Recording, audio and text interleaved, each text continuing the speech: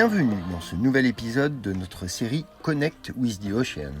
Aujourd'hui, je vous emmène à Rapaïti, une petite île isolée au cœur de la Polynésie française, près d'une semaine de navigation au sud de Tahiti. Cette terre reculée, où vivent environ 500 habitants, est un exemple unique du lien profond entre l'humain et la nature. Rapaïti est une île montagneuse, dont les côtes extérieures sont presque inaccessibles. Heureusement, un petit lagon abrité permet à ses habitants de vivre protégés, en harmonie avec la mer. Pour atteindre un endroit aussi isolé, la précision de la cartographie est indispensable, et c'est là que TZ Maps fait toute la différence.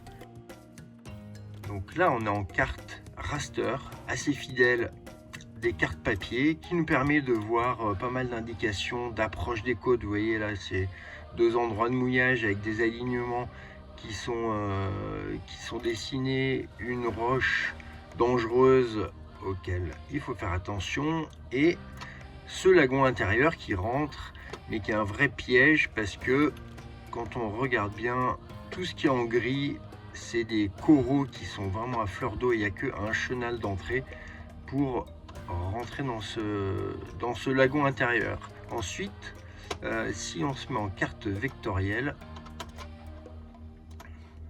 et ça nous permet d'avoir toutes les informations, notamment de bouées, assez faciles. Donc vous voyez la première verte, si je clique dessus, je sais qu'elle flash en vert 2 fois toutes les 4 secondes.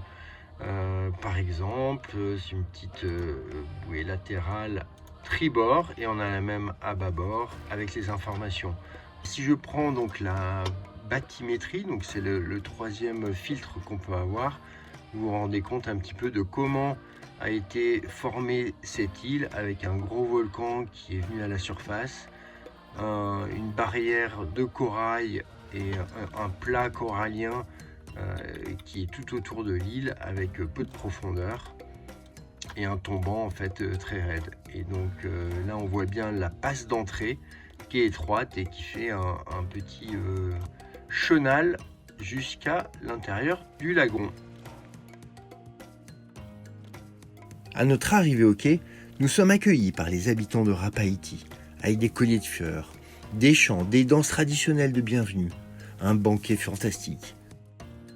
Nous avons vécu des rencontres humaines fortes et découvert une île où terre, océan et communauté ne font qu'un. Naviguer, ce n'est pas seulement avancer sur l'eau, c'est aussi créer des connexions en découvrant de nouvelles terres.